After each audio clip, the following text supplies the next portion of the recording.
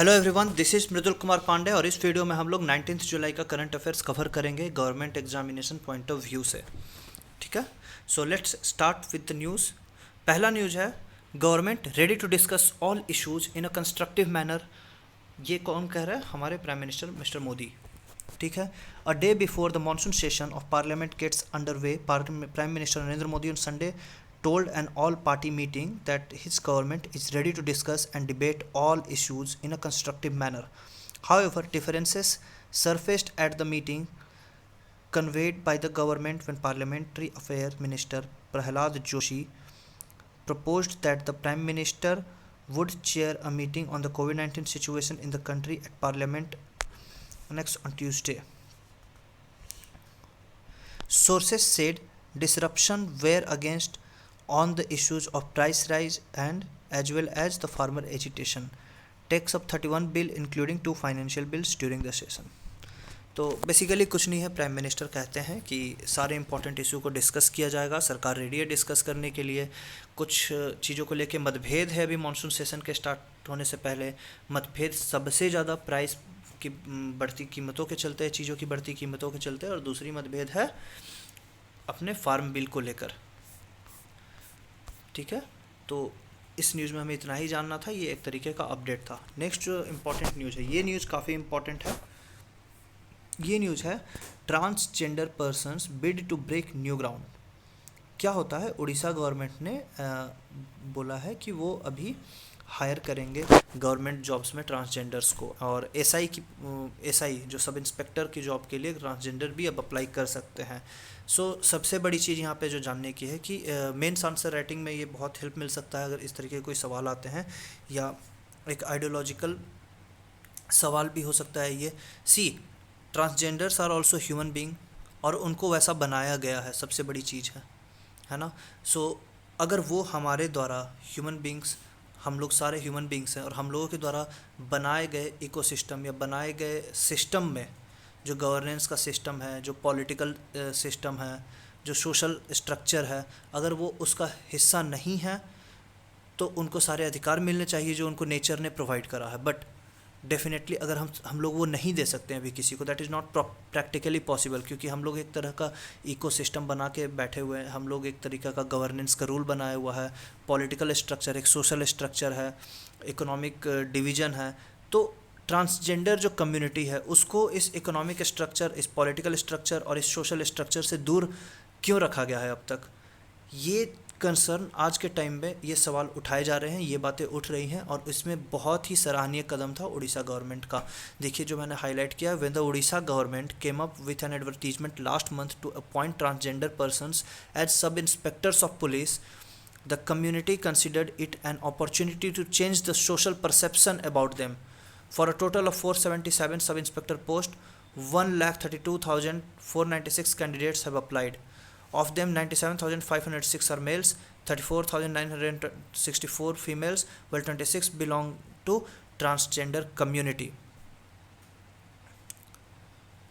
NGO Sakha that works on mainstreaming the transgender community. तो the thing is कि इन transgenders को भी इनके राइट्स देने की बात अब हो रही है, एंड ये कदम सराहनीय है। ऐसा और भी स्टेट्स में होना चाहिए, हर जॉब्स में उनको इक्वल रिप्रेजेंटेशन मिलना चाहिए, because being the citizen of the country, irrespective of their gender, irrespective of the perception और the social norms that is being practice till date, उन लोगों को उनके सारे राइट्स मिलने चाहिए। ठीक है, अब आते हैं नेक्स्ट क्वेश्चन की तरफ। नेक्स्ट इंपॉर्टेंट न्यूज़ जो है हम लोगों का है,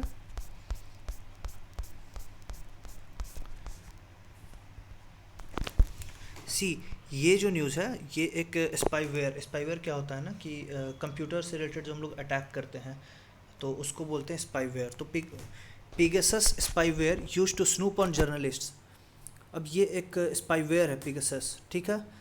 Telephone numbers of some 40 Indian journalists figure in a leaked list of potential targets for surveillance, and forensic tests were said to have confirmed that some of them were successfully snooped upon by an unidentified agency using Pegasus software.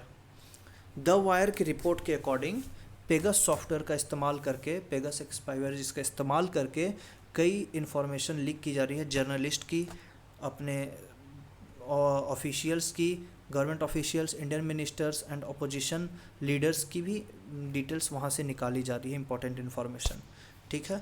The spyware Pegasus is apparently sold to governments around the world by NSO group, an Israeli company. NSO group एक इजरायली company है जो कि ये software कई देशों की सरकारों को बेचती है। तो यहाँ की सीक्रेट इन्फॉर्मेशन दूसरे देश हमेशा लेना चाहते हैं। इंटरनेशनली चीज़ें ऐसे ही होती है, बहुत कन्फ्लिक्ट्स होते हैं, आपसी देशों में मतभेद हमेशा रहते हैं, और डिप्लोमेटिक रिलेशंस इसलिए बनाए जाते हैं, ट्रेड में इज, और ऑब्वियसली द अल्टीमेट थिंग जिसके चलते ये सब कुछ होता है, that is money, benefit, profit, economy and trade, ठीक है। तो it can be use to snoop on phones that run on Android and iOS system. तो ये कहाँ अटैक करता है? फ़ोन्स पे जो कि एंड्रॉयड और iOS सिस्टम पे चलते हैं, ठीक है। एक न्यूज़ है राइट कॉर्नर में, आप देखेंगे FATF review of India put off again. तो अभी इसको टाल दिया गया है, फास्ट एक्शन टास्क फोर्स की रिव्यू को, जस्ट बिकॉज ऑफ कोविड, ठीक है।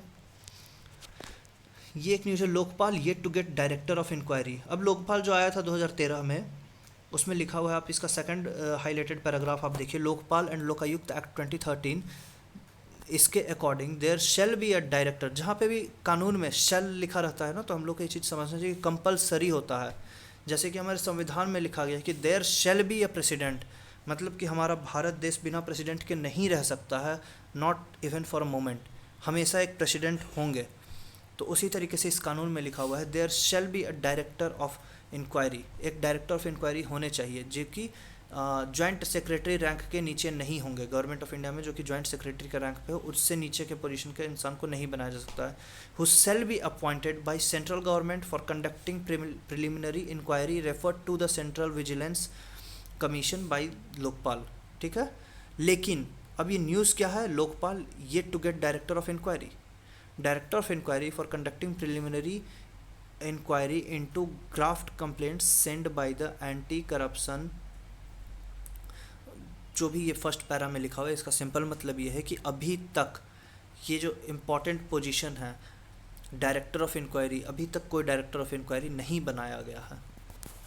तो ये न्यूज़ उसी पे था। तो who is director of inquiry, ये कंपलसरी पोजीशन है जो कि होना ही चाहिए बट नहीं है, ठीक है। Next news is about HAL, Hindustan aeronautics limited, plans medium lift chopper. अब इसका सिंपल सा मीनिंग है ना कि HAL, Hindustan aeronautic limiteds company है जो कि प्लान कर रही है मीडियम लिफ्ट चॉपर बनाने की, ठीक है। और वो चॉपर कैसी होगी, ऑब्वियसली अगर ये कंपनी बना रही है तो वो इंडिजीनस होगी। अब पढ़ते हैं न्यूज़ के हाईलाइटेड पॉइंट्स को।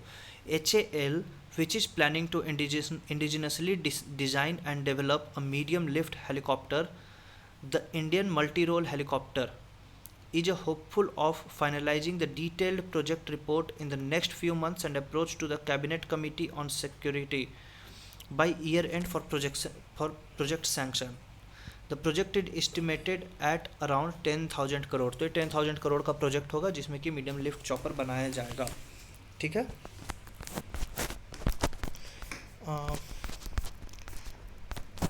वो पेज कहीं स्क्रॉल हो गया था, ठीक है। अब हम लोग देखते हैं नेक्स्ट इंपॉर्टेंट न्यूज़ हम लोगों को क्या पढ़ना है।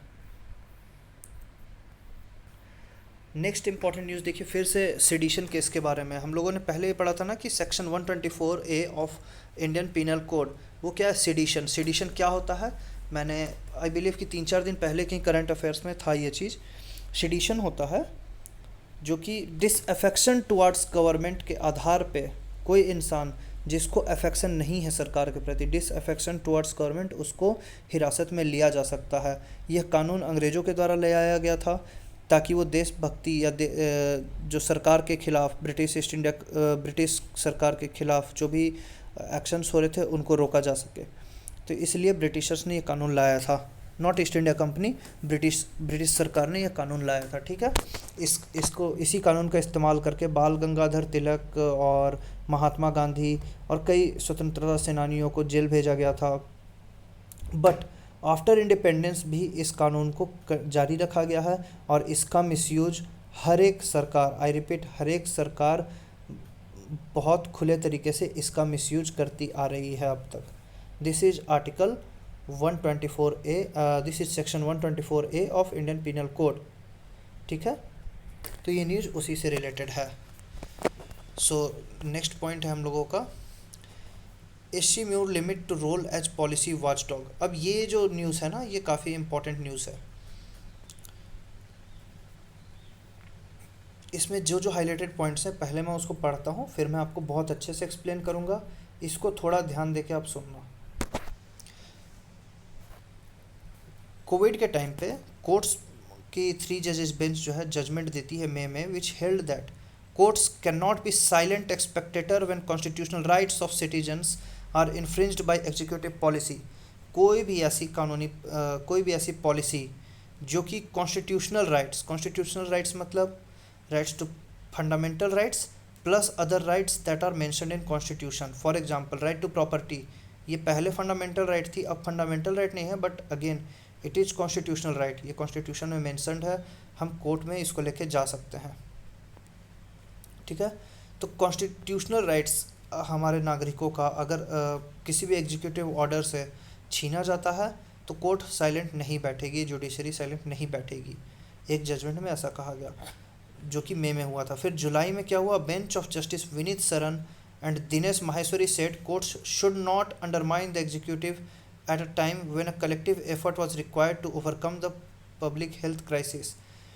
तो यहाँ पे बोलती है जुडिशरी कि हम लोगों को मिल के काम करने की ज़रूरत होती है ऐसे टाइम पे। अब नेक्स्ट पॉइंट हम लोग देखेंगे, may judgement authored by justice Chandrachud that public health crisis like कोविड-19 does not mean the constitution should be kept away and forgotten by the government. अगर पब्लिक हेल्थ क्राइसिस है तो इसका ये मतलब नहीं कि कॉन्स्टिट्यूशनल रूल्स कॉन्स्टिट्यूशनल लॉज को साइड में रखा जाए। और ये इन्होंने किस आधार पे बोला था, इन्होंने बोला था सेपरेशन ऑफ पावर के टॉपिक पे बात करते वक्त। सेपरेशन ऑफ पावर्स का मतलब है सेंट्रल गवर्नमेंट स्टेट गवर्नमेंट्स के बीच में पावर को सेपरेट किया गया है।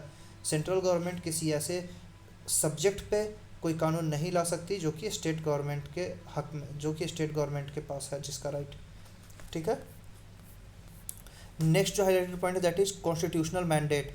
Our constitution does not envisage courts to be silent spectators when constitutional rights of citizens are infringed by executive policies, judicial refuge and soliciting constitutional justifications for policies formulated by the executive is an essential function which the courts are entrusted to perform।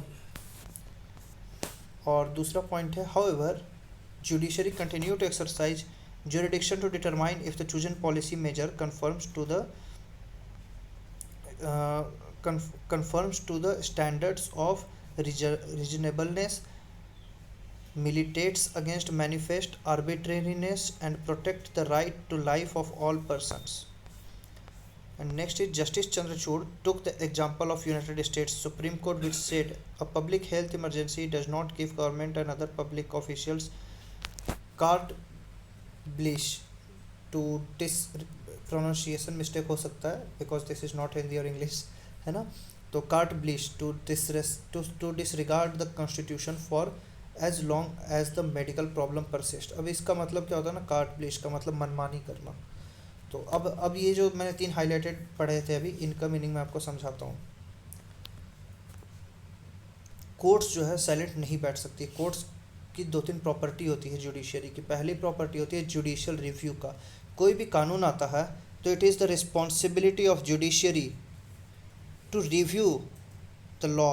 वो review करते हैं उस law को कि वो law constitutional है या नहीं है। वो किसी कॉन्स्टिट्यूशन में जो भी नियम बताए गए हैं उसके विरुद्ध तो नहीं जाता है। कोई भी कानून अगर जाता है तो जितना पार्ट उसके विरुद्ध है उसको नल एंड वाइड कर दिया जाएगा। पहली चीज़ ये थी जुडिशियल रिव्यू। अब दूसरी चीज़ होती है जुडिशियल एक्टिविज्म एंड तीसरी चीज़ होती है judicial overreach. Know what is judicial review मैंने आपको बता दिया। What is judicial activism? When judicial activism ना, इट इज़ लाइक कि जब हमारी जुडिशियरी एक्टिविस्ट की तरह काम करती है। एक्टिविस्ट कौन होते हैं?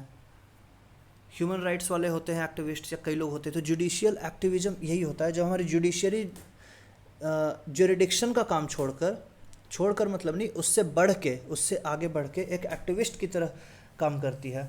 अगर इसका एग्जाम्पल हम लोगों को लेना है तो क्या होगा? इसका एग्जाम्पल होगा विशाखा गाइडलाइन जो कि जुडिशरी ने जारी की थी। विशाखा गाइडलाइन क्या था? To prevent sexual harassment of women at work place. हुआ क्या था कि गाँवों में कुछ वुमेन लोग को गवर्नमेंट जॉब दिया गया था जिसमें कि वो जाके समझाए लोगों को कुछ सही गलत ऐसा कुछ था। I don't exactly remember, but हुआ क्या था कि वो एक वुमेन गवर्नमेंट ऑफिशियल थी जो कि समझा रही थी किसी अपर कास्ट इंसान को, और वो कोई सो कॉल्ड लोअर कास्ट से बिलोंग करती थी, and she was molested, she was raped और something like that happened with her.